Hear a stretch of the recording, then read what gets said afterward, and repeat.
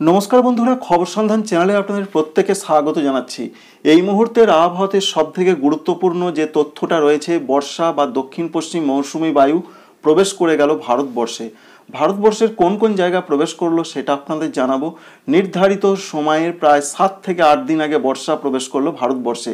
নির্ধারিত সময় 1 জুন, এটা আমরা জানি। অন্যদিকে প্রচণ্ড একটা শক্তিশালী নিম্নচাপ আসছে, তা থেকে কি ঘূর্ণিঝড় হতে পারে, লেটেস্ট আপডেটে আবহাওয়া দপ্তর কি বলছেন, কি দেখতে পাওয়া যাচ্ছে, সমস্ত কিছু আপনাদের সঙ্গে স্টেপ বাই স্টেপ শেয়ার করব। আপনারা দেখছেন খবর সন্ধান ইউটিউব চ্যানেল। প্রথমেই আমরা শুরু করছি পশ্চিমবঙ্গের দক্ষিণবঙ্গের খবরটাকে দিয়ে। দক্ষিণবঙ্গের ক্ষেত্রে যেটা বলা হয়েছে যে কলকাতা, হাওড়া, হুগলি, 24 পরগনা, মেদিনীপুর, ঝাড়গ্রাম, বাঁকুড়া, পুরুলিয়া, পূর্ব বর্ধমান, পশ্চিম বর্ধমান, নদিয়া, বীরভূম, মুর্শিদাবাদ, এই জেলাগুলোতে কিন্তু বিক্ষিপ্ত, যেমন কোনো কোনো জায়গায় বৃষ্টিটা হচ্ছে, সেরকম ধরনের বৃষ্টিটা, প্রাক বর্ষার বৃষ্টিটা কিন্তু চলবে। তবে বিরাট ধরনের ভারী বৃষ্টির খবর কিন্তু 27 তারিখ পর্যন্ত নেই। এটা রয়েছে দক্ষিণবঙ্গের জন্য আপডেট। অন্যদিকে তাপমাত্রায় ব্যাপক কোনো পরিবর্তন দক্ষিণবঙ্গে হচ্ছে না। তবে দক্ষিণবঙ্গে নিম্নচাপের জন্য 28 তারিখ থেকে ভারী বৃষ্টি শুরু হতে পারে। 28 তারিখে ভারী বৃষ্টির সম্ভাবনা রয়েছে দক্ষিণ 24 পরগনা এবং পূর্ব মেদিনীপুর এবং সংলগ্ন কোনো কোনো জেলাতে। 29 তারিখে বৃষ্টিটা আরও বাড়তে পারে। প্রচণ্ড বৃষ্টি হতে পারে বিশেষ করে উপকূলবর্তী জেলাগুলো, যেমন রয়েছে 24 পরগনা উত্তর এবং দক্ষিণ, পূর্ব মেদিনীপুর, পশ্চিম মেদিনীপুর, হাওড়া, এছাড়া কলকাতা, এই সমস্ত জায়গাতে বৃষ্টিটা আরও বাড়তে পারে 29 তারিখের দিকে। 30 তারিখের দিকে বৃষ্টিটা বাড়বে উপকূলবর্তী জেলা ছাড়াও বাঁকুড়া, পুরুলিয়া, পূর্ব বর্ধমান, নদিয়া, এই সমস্ত জেলাগুলোতে দু এক জায়গা ভারী বৃষ্টি এবং অনেক জায়গাতেই মাঝারি ধরনের বৃষ্টি হবে। এই রয়েছে 30 তারিখের আপডেট। এবং 31 তারিখে সিস্টেমটা আস্তে আস্তে পশ্চিমবঙ্গের উত্তরবঙ্গ এবং পরবর্তী ক্ষেত্রে উত্তর পূর্ব ভারত, বাংলাদেশ অতিক্রম করে যেতে পারে, যার ফলে সিস্টেমটা যেহেতু উত্তরমুখী হবে, তাই উত্তরবঙ্গের জেলাগুলোতে ব্যাপক বৃষ্টির সম্ভাবনা রয়েছে। 30 তারিখ থেকে দু এক জায়গা ভারী বৃষ্টি। 31 তারিখ এবং জুন মাসের 1 তারিখে, বিশেষ করে 31 তারিখ এবং 30 তারিখ রাতের দিকে দার্জিলিং, কালিম্পং, জলপাইগুড়ি, কুচবিহার, আলিপুরদুয়ার, এখানে ভারী থেকে দু এক জায়গায় অতি ভারী বৃষ্টির কিন্তু সম্ভাবনা থাকছে। এছাড়া নিচের দিকের জেলাগুলো উত্তর দিনাজপুর, দক্ষিণ দিনাজপুর, মালদহ, এখানেও মাঝারি থেকে ভারী বৃষ্টির সম্ভাবনা দেখতে পাচ্ছি আমরা। সুতরাং উত্তরবঙ্গের জেলাগুলোতে ব্যাপক একটা ঝড় বৃষ্টির সম্ভাবনা রয়েছে সিস্টেমটার জন্য। ঝাড়খণ্ডের ক্ষেত্রে যেটা আপডেট রয়েছে, ঝাড়খণ্ডে হালকা থেকে মাঝারি বৃষ্টি, দু এক জায়গায় মাঝারি ভারী বৃষ্টি হতে পারে, সেরকম সম্ভাবনা রয়েছে 29 তারিখ থেকে 29 এবং 30 মে, এই 2 দিনের মধ্যে। 31 তারিখে বৃষ্টিটা আস্তে আস্তে সরে যাবে আরও পশ্চিমবঙ্গ হয়ে উত্তর পূর্ব ভারতের দিকে। অন্যদিকে ত্রিপুরা, মণিপুর, মিজোরাম, নাগাল্যান্ড, এই রাজ্যগুলোর জন্য যা পূর্বাভাস, সেখানে কিন্তু মাঝারি থেকে ভারী বৃষ্টিটা আগামী কয়েক দিন ধরে চলতে পারে।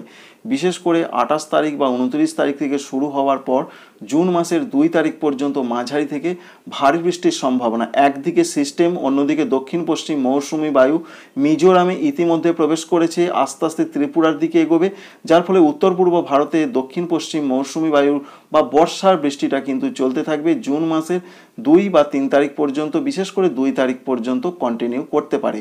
এবার আপনাদের জানাবো যে ঘূর্ণিঝড় না নিম্নচাপ। প্রথমে আরব সাগরের কথাটা সংক্ষেপে জানিয়ে দিই। যদিও মনে রাখবেন আরব সাগরের সিস্টেম থেকে বাংলার দিকে সেরকম কোনো প্রভাবই আসে না। আরব সাগরের ক্ষেত্রে যে নতুন আপডেট রয়েছে, আগে জানা গিয়েছিল, আবহাওয়া দপ্তর জানিয়েছিলেন যে একটি শক্তিশালী সিস্টেম তৈরি হচ্ছে এবং সেটা উত্তরমুখী হয়ে এগোবে। বর্তমানে যা পরিস্থিতি রয়েছে, আবহাওয়া দপ্তর যেটা বলছেন, সিস্টেমটা একটা ডিপ্রেশন বা গভীর নিম্নচাপ রূপে এই মুহূর্তে রয়েছে এবং সেটা উত্তরে নয় পূর্ব দিকে এগোচ্ছে। এবং যা আপডেট রয়েছে আজকে এবং আগামী 12 থেকে 24 ঘন্টার মধ্যে, সেটা আছড়ে পড়ার সম্ভাবনা রয়েছে দক্ষিণ কোঙ্কণ উপকূল এবং সংলগ্ন রত্নাগিরির কাছে। এটাই রয়েছে এখনো পর্যন্ত আপডেট। এর জন্য এই সমস্ত জায়গাগুলো এবং সংলগ্ন মধ্য মহারাষ্ট্র, এছাড়া পার্শ্ববর্তী জায়গাগুলোতে ব্যাপক ঝড় বৃষ্টির সম্ভাবনা রয়েছে। সুতরাং এখান থেকে এখনো পর্যন্ত যেটা আমরা বুঝতে পারছি, আরব সাগরের সিস্টেম থেকে ঘূর্ণিঝড় তৈরি হবার সম্ভাবনা আর নেই বললেই চলে। এবার আসছি বঙ্গোপসাগরের আপডেটে। বঙ্গোপসাগরের ক্ষেত্রে আপাতত সেরকম কিছু এই মুহূর্তে নেই। তবে 27 তারিখে একটি নিম্নচাপ তৈরি হবে, যেটা জানিয়ে দিয়েছেন আলিপুর আবহাওয়া দপ্তর সহ ভারতীয় আবহাওয়া দপ্তর। 26 বা 25 তারিখ রাতের দিকে একটি ঘূর্ণাবর্ত তৈরি হতে পারে। সেই ঘূর্ণাবর্ত থেকে 27 তারিখে একটি নিম্নচাপ তৈরি হবে।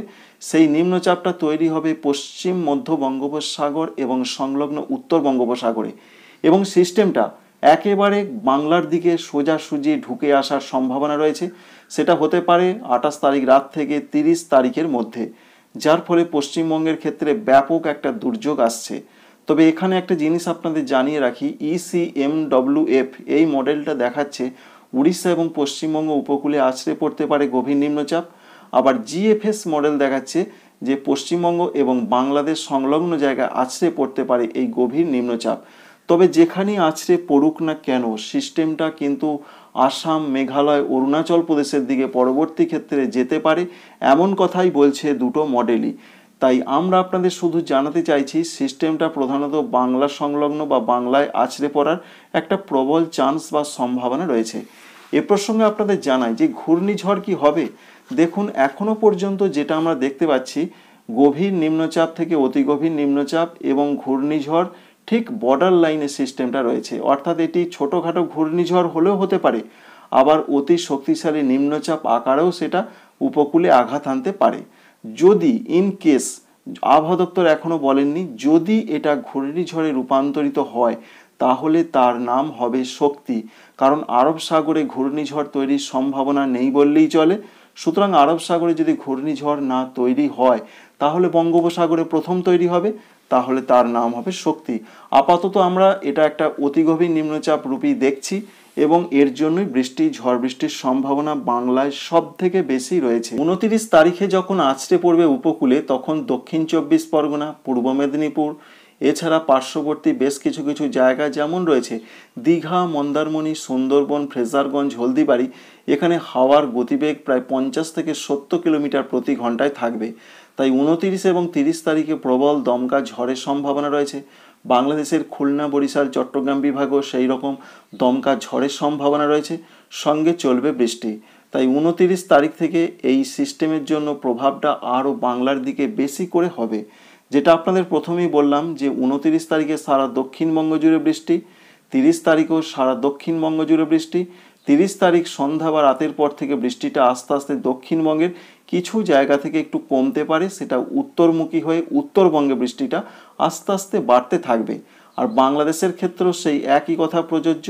তবে সব থেকে যেটা বড় কথা রয়েছে, এটা ঘূর্ণিঝড় না হলেই ভালো। কারণ সুন্দরবন এলাকার যে সমস্ত মানুষজন বাস করেন সেখানে কিন্তু পরিস্থিতি খুবই খারাপের দিকে চলে যায় ঘূর্ণিঝড় যদি হয়। তবে অতি গভীর নিম্নচাপও কম কিছু হবে না, তবে ঘূর্ণিঝড়ের থেকে তো অবশ্যই কম, এটাই একটা সান্ত্বনা। অন্যদিকে আরও যা আপডেট রয়েছে ভারতবর্ষের ক্ষেত্রে, একদিকে যখন বর্ষা প্রবেশ করেছে, গতকালই বর্ষা প্রবেশ করেছে ভারতবর্ষের দক্ষিণ উপকূলে, বিশেষ করে কেরল এবং তামিলনাড়ু দিয়ে বর্ষা ঢুকেছে। আবার উত্তর পূর্ব ভারতের রাজ্য দিয়েও বর্ষা প্রবেশ করেছে, দুই দিক দিয়ে প্রবেশ করেছে। উত্তর পূর্ব ভারতের মধ্যে মিজোরামের কিছু কিছু জায়গায় প্রবেশ করেছে। তবে পশ্চিমবঙ্গে, বাংলাদেশে কবে বর্ষা প্রবেশ করতে পারে? তবে বাংলাদেশে বর্ষা প্রবেশের সম্ভাবনা অনেকটাই আগে লক্ষ্য করতে পারা যাচ্ছে। তবে পশ্চিমবঙ্গে বর্ষা প্রবেশের সম্ভাবনা 10 বা 12 জুনের আশেপাশে হয়। তো যেহেতু আগে ভারতবর্ষে প্রবেশ করেছে, সেই মতো যদি বর্ষা এগিয়ে আসে তাহলে নির্ধারিত সময়ের অনেকটা আগেই পশ্চিমবঙ্গে প্রবেশ করতে পারে। আর যদি বর্ষা নিম্নচাপের জন্য থমকে যায় বা নিম্নচাপের জন্য ত্বরান্বিত হলে আরও আগে আসবে, আর যদি থমকে যায় বর্ষা, তাহলে কিন্তু বর্ষা আবার বাংলায় প্রবেশ করতে কিছুটা দিন বাকি আছে। এই রয়েছে মোটামুটি একটা আপডেট।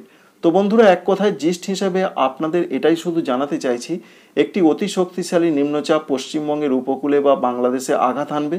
বিশেষ করে দুই বাংলা এবং উড়িষ্যা সংলগ্ন জায়গায় যে কোনো জায়গায় আঘাত আনতে পারে। এখনও পর্যন্ত আবহাওয়া দপ্তর সেরকম কিছু জানাননি। তার জন্য একটা ব্যাপক দুর্যোগ আসছে 28 তারিখ রাত থেকে একেবারে জুন মাসের 1 তারিখ পর্যন্ত পশ্চিমবঙ্গের ক্ষেত্রে। আর বাংলাদেশ এবং উত্তর পূর্ব ভারতের আসাম, মেঘালয়, অরুণাচল প্রদেশের ক্ষেত্রে প্রধানত সেটা 2 জুন তারিখ পর্যন্ত কন্টিনিউ করতে পারে। এই আপডেট বা ইনফরমেশন অবশ্যই আপনাদের ভালো লাগবে, কাজে লাগবে, এই আশা আমরা রাখি। যদি ভালো লেগে থাকে অবশ্যই লাইক করবেন, চ্যানেলটিকে সাবস্ক্রাইব করে রাখবেন, আর যদি না ভালো লেগে থাকে ডিসলাইক করবেন। Thank you friends, thank you for watching.